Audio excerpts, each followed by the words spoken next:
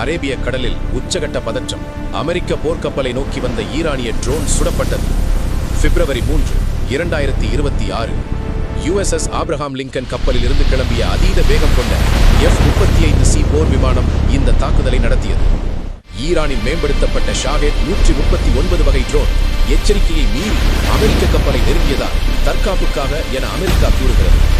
சர்வதேச கடல் பகுதியில் இயங்கி வந்த ட்ரோன் ஒன்றுடன் இருந்த தொடர்பு துண்டிக்கப்பட்டுவிட்டது என்று ஈரானிய இஸ்லாமிய புரட்சிகர காவற்படை IRGC செவ்வாய்க்கிழமை தெரிவித்துள்ளது. ட்ரோனுடனான தொடர்பு துண்டிக்கப்படுவதற்கு முன்னதாகவே அது சேகரித்த அனைத்து படங்கள் மற்றும் முக்கிய தரவுகளை கட்டுப்பாட்டு மையத்திற்கு வெற்றிகரமாக அனுப்பிவிட்டதாக ஈரான் கூறியுள்ளது. ஈரானின் இந்த நடவடிக்கையானது எதிரி நாட்டின் பாதுகாப்பு வளையத்தை உளவு பார்க்கும் ஒரு தந்திரமாகும். பொதுவாக நவீன ராடார்கள் ஒரு ட்ரோனை அதன் அளவை பொறுத்து 20 முதல் 50 கிலோமீட்டர் தொலைவிலேயே கண்டறியும் திறன் கொண்டவை. இருப்பினும் மிக குறைந்த உயரத்தில் பறக்கும் ட்ரோன்கள் ராடார் பார்வையிலிருந்து தப்பிக்க முயல்வதால் அவை இலக்கை மிக நெருங்கிய பிறகு சுமார் 5 முதல் 10 கிலோமீட்டர் மட்டுமே கண்டறியப்பட்டு அடுத்த 1 முதல் 3 நிமிடங்களுக்குள் தாக்குதலுக்கு உள்ளாக்கப்படுகின்றன. போர்க்காலத்தில் ட்ரோன்களின் வேகத்தை மாற்றுவதன் மூலம் எதிரியின் ராடார் கணக்கீடுகளை குழப்பி அவை துல்லியமாக தாக்கப்படுவதை தவிர்க்க முடியும்.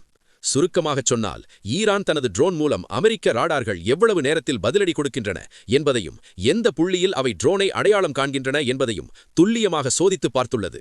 இராணுவ நிபுணர்களின் கருத்துப்படி படைகளைத் தவிர ஈரானிய இராணுவம் அமெரிக்காவின் ராடார் வேகம் மற்றும் பாதுகாப்பு எதிர்வினைகளை டிஃபென்ஸ் ரெஸ்பான்ஸை இதன் மூலம் சோதித்து பார்த்துள்ளது என்று கூறுகிறார்கள்.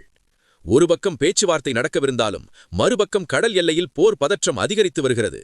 இது உலக நாடுகளின் எண்ணெய் வர்த்தகத்தை பாதிக்குமா? உங்கள் கருத்தைச் சொல்லுங்கள். மேலும் தகவலுக்கு சப்ஸ்கிரைப் செய்யுங்கள்.